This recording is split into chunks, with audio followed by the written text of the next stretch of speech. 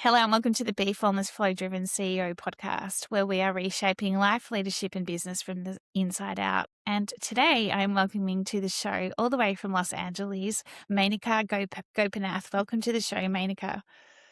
Thank you so much. It's nice to be here. Thank you. We've had quite the chat pre-show. I mean, I was just looking at the time going, oh my goodness. And then you were like, maybe we should hit record so that we can start talking. I'm like, yeah, that's a really good point Talking. because otherwise we just keep talking and then it's like, oh my goodness, we've got all the good stuff out before we've even hit record. Anywho, welcome to the show, Menaka. It's a joy to have you here.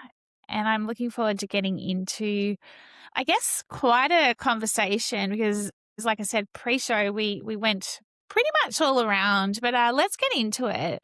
Let's start with you're the Chief Marketing Officer at Project Management Institute, which is a not-for-profit, and you lead efforts to strengthen Project Management Institute's global reputation, leading all aspects of brand, communication, and marketing, including e-commerce and performance. And your efforts involve PMI's story and sharing PMI's unique value proposition with stakeholders worldwide. You've also built a successful career as a strategic leader, guiding Forbes 100 brands, engaging with consumers to build stronger customer-centric businesses. And you've had quite the clients also. So Coca-Cola, Apple, Nike, Uber, P&G, and Meta. It's almost like a dream portfolio of clients, but I could imagine you'd have quite some stories as well. You're also a mum to two, I think you said two children. Tell us a little bit about your journey. Sure. Yeah. I mean, I can start with, I guess from a career lens, like you said, I'm currently the Chief Marketing Officer at Project Management Institute. I think for me, it's actually been an interesting trajectory and how I landed in this role. I started in my career in journalism and PR, actually. And then the internet boom, the first internet boom, I know we don't want to Yeah. age ourselves, was it was right when I was entering into needed a real job essentially. And it was like working the internet, right? So I didn't really know what that necessarily meant. And I actually started in the early days of online communities and chat, like when message boards were like the de rigueur for every website, which was a really interesting place to start a career, particularly when I was very focused on journalism and PR and writing and all of these Yeah. things and coming into that. What does that mean in the online environment? And that really led me on a kind of trajectory where this idea of connection and how people like create community became really a through line for me. Working at startups where we were building customer communities, working in market research at Ipsos for many years, where it was around how do we build research communities and co-creation Yeah. enablement and social listening. So, and then I kind of had a short stint in fashion and D2C, which was a total crash course in so many different things: inventory management, production, Oh my like goodness. supply chain. But really coming to PMI is a really interesting organization. It's been around for over 55 years, from 1969. And it started as a volunteer-led Yeah. organization, really because people were coming together trying to figure things out. They're like, what are you dealing with? What are you dealing with? And it was right around the time when they were trying to put a man on the moon. There were like the vaccines that were trying to, like, it was a very interesting time for massive projects. And the organization over the years has really just developed through that community lens, people helping Mm, each other, coming together, trying to elevate the profession of project management. And that's what led to our PMBOK, which is our book of knowledge, and then also our PMP, and then all of the things from there. And it's a organization of over 800,000 members and multiple amazing. millions of people that have been certified and 300 plus chapters around the world. But I think what's so kind of essential to what PMI represents is the community element, Mm, how the profession comes together, learns from each other, connects with each other, and then gives back, honestly. So yeah, it's been great. yeah. I love it. And how long have you been with PMI now? Like how many years? I'm just coming up on 3 years. I started Okay. in 2023. And Yeah. actually when I started, the current CEO, I think, had just started the year prior, and we were in a place of trying to really re-articulate the strategy for the organization. And it was a great time for me to join because that was right when we were really trying to re-articulate the purpose of the brand. Mm. And that was like a very interesting onboarding because so much of your brand purpose comes from your origin story, right? So all the things I just talked about, how did it Yeah, even start? But it hadn't necessarily been articulated in a way that was foundational to kind of what we were doing as a brand and as an organization. So that was really the first kind of step as I came into PMI was like, let's really hone in on what that is. And it wasn't an easy process. It was no, definitely many layers of people inputting into it, a lot of cross organization, cross community collaboration, our board involvement. But when we got there to this very articulated statement, which is we maximize project success to elevate our world, and we did the work to really push that out and drive adoption around it and give meaning to it, more importantly, it just has become such a clear kind of guiding star for us in the yeah. organization, which I think right now in the times when you're like, things are crazy and you're like, ah, what are we doing? You need that kind of that grounding. So You yeah, it's absolutely been do. And I always think that when you're building a brand purpose and it's inside out, right? And it sounds like Mhm. you came in at a really transformative time. It is so critical. And yet you think about like it's a sentence and you're like, why are we sweating blood, sweat, and tears over this sentence? Yeah. But if you can land it and then it becomes a living, breathing part of the ecosystem, like you were talking pre-show around systems thinking, Mhm. etc. And I was talking about you can't have a culture without a system, and you can't have a system without a culture. How you operationalize that purpose so that everyone gets behind it, it's so critical to engagement, community, like you say, cross Mm. collaboration. And yet I go into so many different businesses and I see, like, and you mentioned how, it was quite difficult to get there. But I don't know about you, but yeah, I see, there's a business strategy here, there's a purpose floating over here. Nothing's all kind of coming together. But when you can get that magic to come together, it changes everything, and if it's a North Star, like you say, or a guiding light, whenever you go off track, like centering yourself back to this, it's like when we're, operating from that hustle or survival mode or feeling like we're burnt Yeah. out. The minute we ground ourselves, whether it's in the sand or nature, it's like, "Oh, yeah. All right. Okay, here I am. I know where we're going." Yeah, And that so was, that's really important when we rolled the purpose out. It was actually within the context of pushing out the revised strategy as well, but the purpose, like I said, was really the anchor. And yeah. we worked hard to really define against that purpose what each word meant, like, beyond like, the double click into it, but Yeah. more importantly, what is moving the needle against that look like? It's an aspiration fundamentally, but how do we move closer towards that aspiration of what the purpose encapsulates and what it means?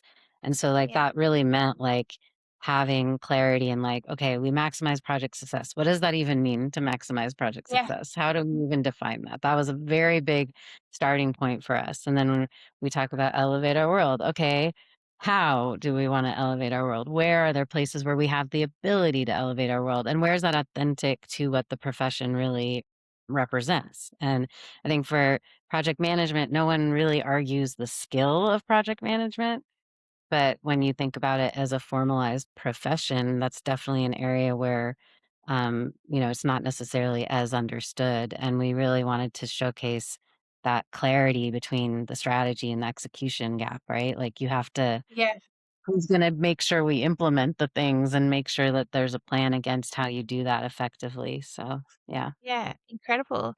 Tell me a little bit about the human aspect. This is quite a big conversation. I feel like we can go in lots of Mhm. different areas here, right? But we've talked about your experience and in terms of PMI and the purpose, and yeah, and then there's the whole piece around. You started there in 2023. You will have seen Mhm. significant change from 2023 to now, especially with the acceleration of AI, and I was talking to you again pre-show around project management, productivity, the role that the machine, the agents play now versus the role of humans. What are you seeing, especially in from a PMI perspective and, like with your clients, etc.? What are you seeing in terms of what has significantly evolved? And then the other part of it is the human aspect. What are you seeing as that's opened up more for humans based on that? Yeah, I mean, I think we were talking earlier, like there's just so many headlines about like everyone's gonna lose their job and like who needs to do work anymore. But I think what we're seeing is this is transformation fundamentally, and how you tackle that. What's interesting with what's happening now is like the rapid nature of it. Like every day I'm like, oh man, I need to get on top of that. Like there's a new Yeah, thing we need to I figure get on out. top of But what's been interesting in kind of breaking down how you actually do that, there are some very clear patterns, right? So at PMI, we do have an actual certification around how to project manage AI transformation and projects like that are around AI.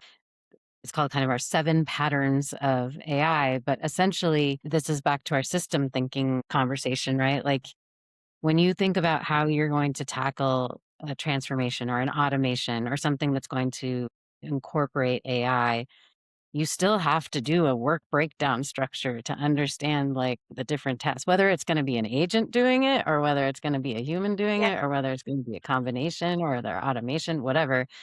That still you still need that clarity as a mm, driver. And I think it's kind of surfacing that a lot of that, maybe that disciplined element hasn't always been addressed.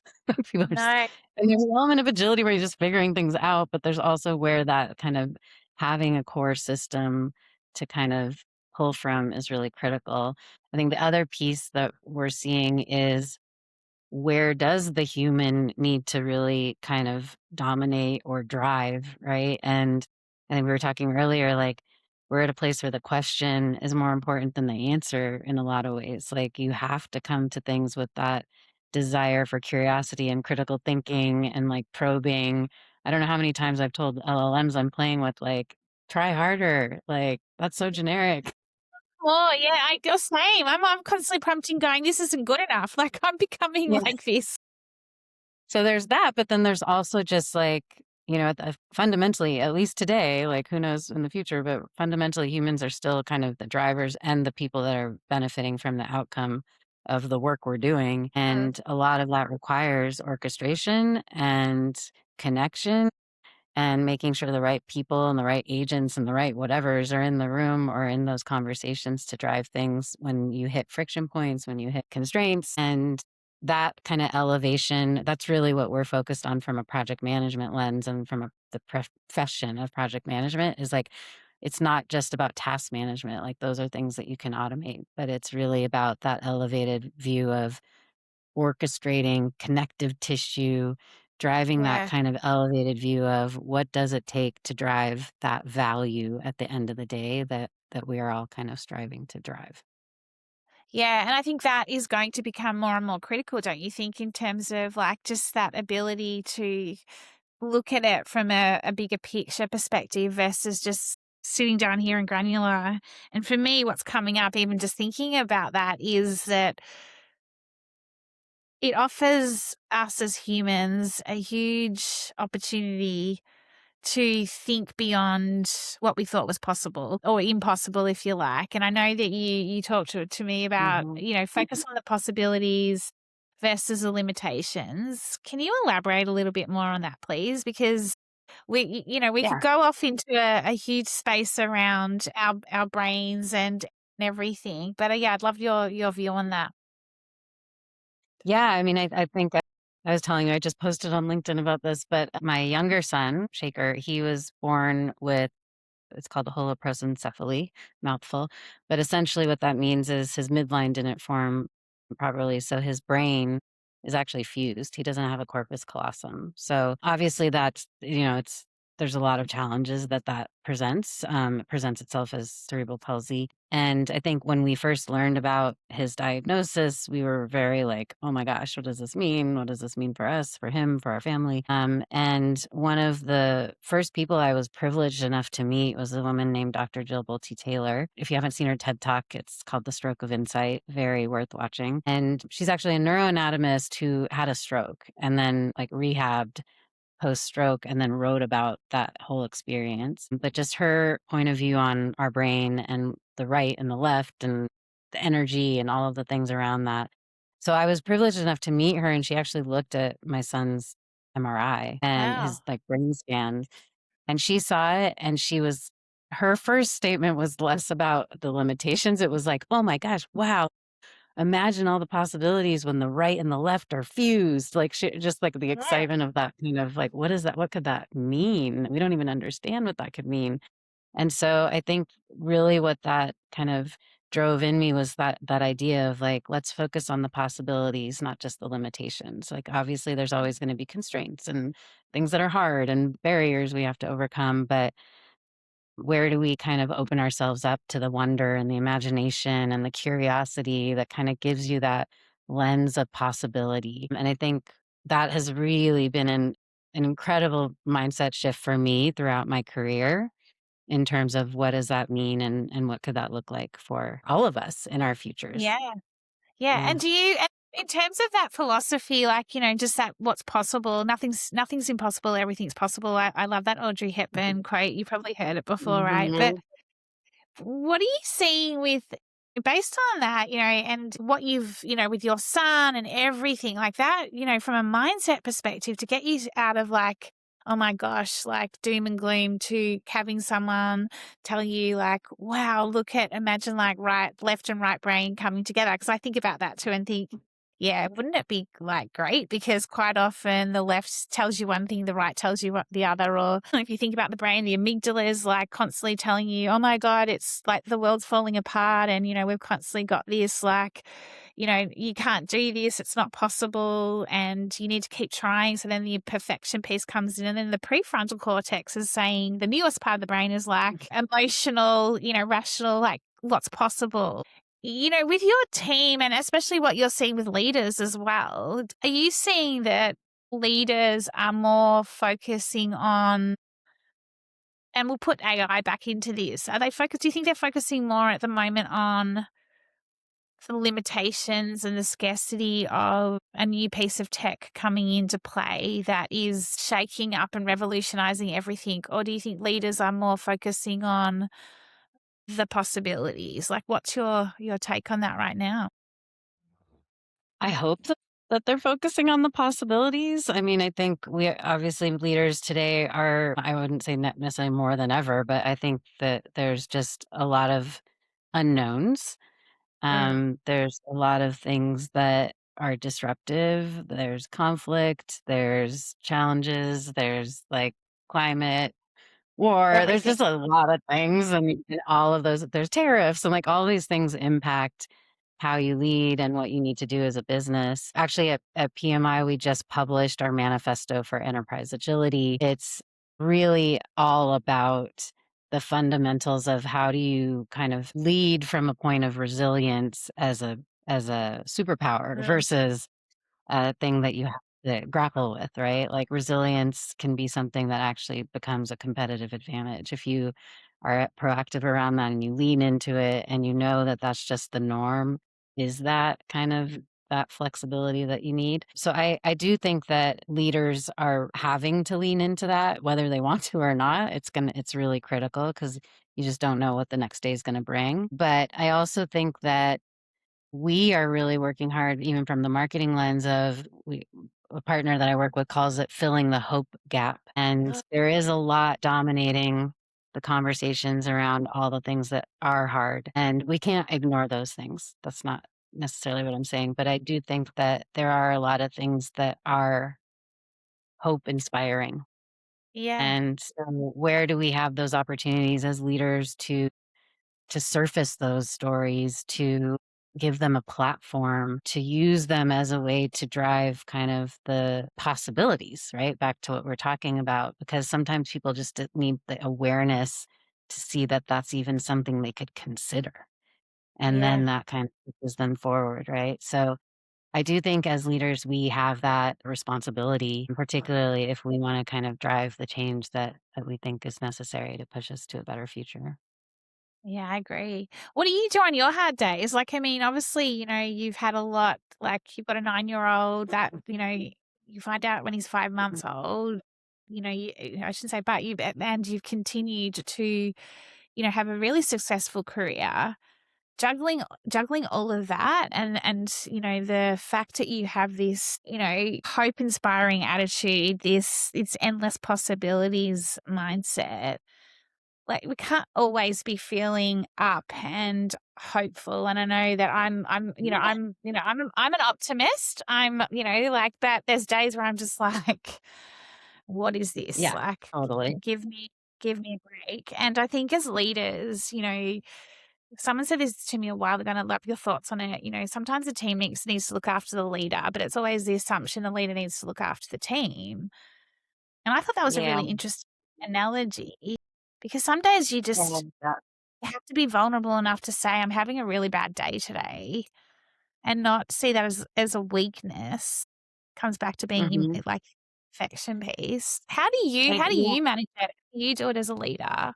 Yeah, Yeah. I mean, I think vulnerability is a big part of it. I think it's you have to kind of balance it, right? You don't wanna just be like, "Oh my Yeah. god, day sucks No. today," and, like, won't be your, like, Yeah. norm when you're talking to anyone in your team, but, like, I do think that, yeah, we're all human, and we all have to deal with all this shit that happens on a daily Yeah. basis, and we know that all of us have our own things that we're dealing with, right? And I think that fundamentally is a very big part of just empathy and knowing that like every single one of us has things that we're dealing with, right? I might have my set of things that I'm dealing with, you might have yours. So just starting with that, I don't know if you've read the book Unreasonable Hospitality. It's really good, No. but it's about start with the charitable assumption, like knowing like, like someone you're engaging with and they're kind of being an a-hole. Maybe they just came from a really horrible experience and you Yeah. don't know kind of that context and have that charitable assumption. I think that's definitely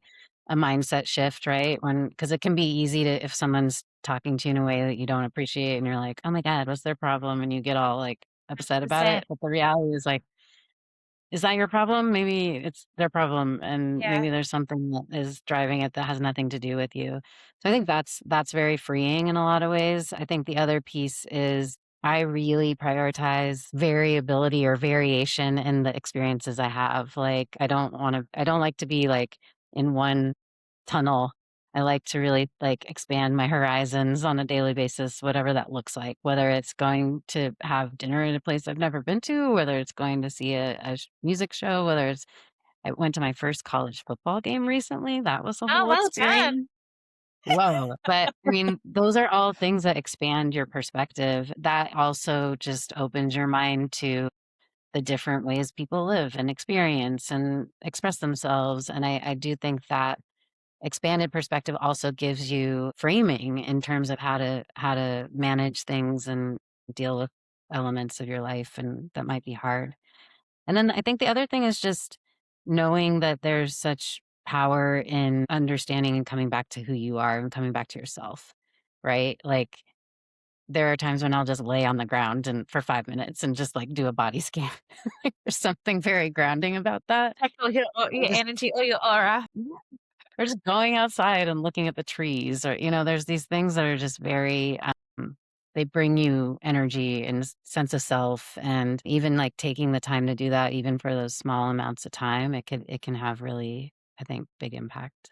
So yeah. Yeah, so true. Like that coming back to being present. I feel I've been toying with leadership requires obviously people. It requires ability to be present. It requires you having your own purpose, like what coming back to, like you say, I did that last night. I was just so exhausted and I just couldn't, when you sometimes you just, your brain is just cooked in terms of you just Yeah. like, "Ah." And I just went and laid on my bed and I did the full body scan and I just laid there for a good 5 minutes and it was just saying to me, done, bedtime.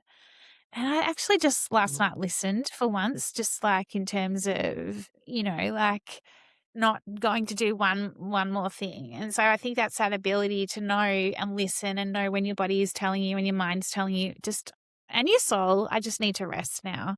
And so I love that whole body scan because I think it's so important. But the other part I was going to say is, there's people, presence, purpose, and then obviously performance. But Mhm. you can't continue to perform 24/7 if you're not coming back to who you are. I think it's super important.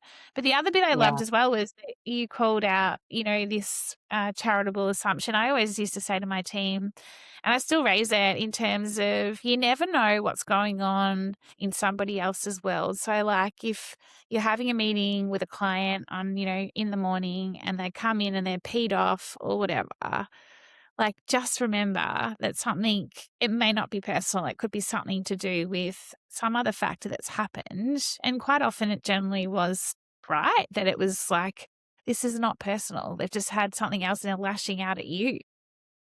Yeah.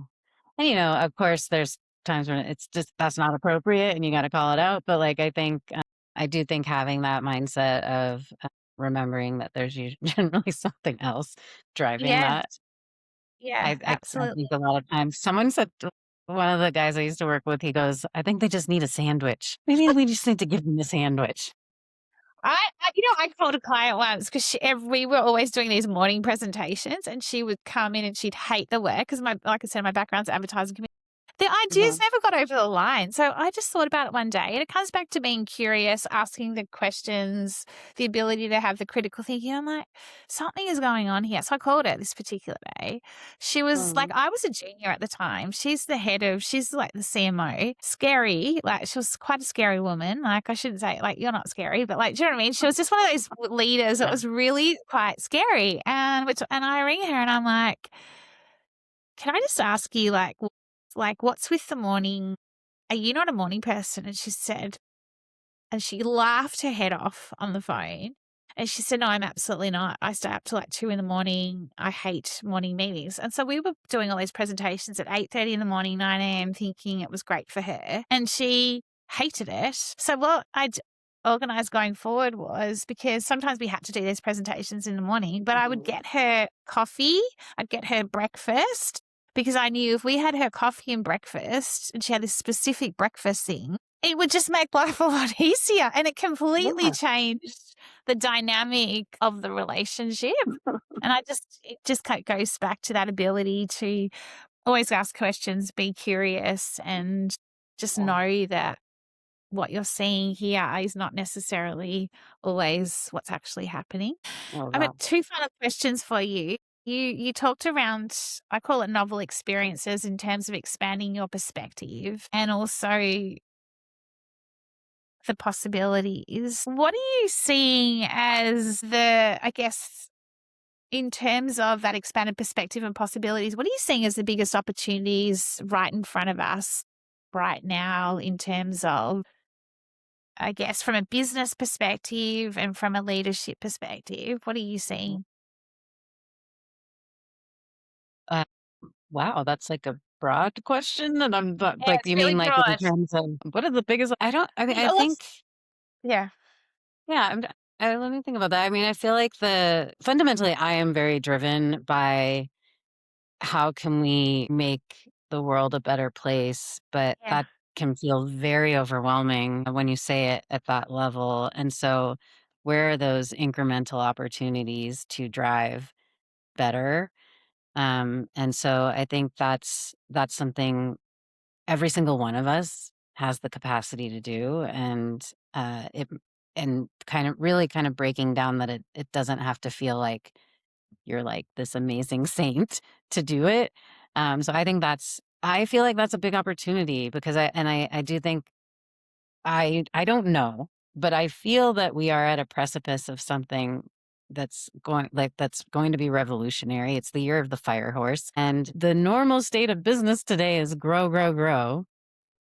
And I have to believe that I don't know if you can just keep growing. Like, can everything just keep growing like that? Like, and is the idea of what growth is fundamentally going to evolve in Yeah, the context of what we're trying to do as a society?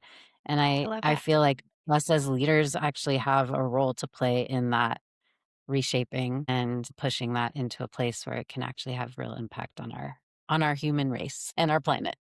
I purposely asked a big question because I wanted a big response, and you gave me one, so thank you. You're probably going, "Where is this woman going? She's so random." But we need big responses like this because it is going to take a village, a community, collective of leaders like yourself, like myself, that Mhm. are prepared to step into this unknown and the endless possibilities to be able to make the impact that is required. And yes, you talk around it is incremental. It can't be just be, well, we're starting here and we're going to go all the way over here. But if we don't think big, if we don't think that, like what's possible, how are we ever going to get there? So it comes back to that big, like, could you imagine if we created a guiding light for the world in terms of a purpose, that what Yeah. it looks like? Because I agree with you, growing, just continuing to grow, grow, grow, like as we've always done it in a very linear fashion, it's just not working anymore. It's just not sustainable. So what does it look like? How do we reshape it? How do we recreate it? And so then my final question, and it's probably just a tip or a piece of advice or some words of wisdom, and it comes back to limitations. On days when we've got those limiting beliefs as a leader, or we're, wanting to perfect everything, because I think that those two can go hand in hand. Limiting beliefs, I've got to perfect it. I can't put it out there. Like, what would be one piece of advice you would give to anyone who knew that they had so much more to give, coming back to the big, guiding North Star?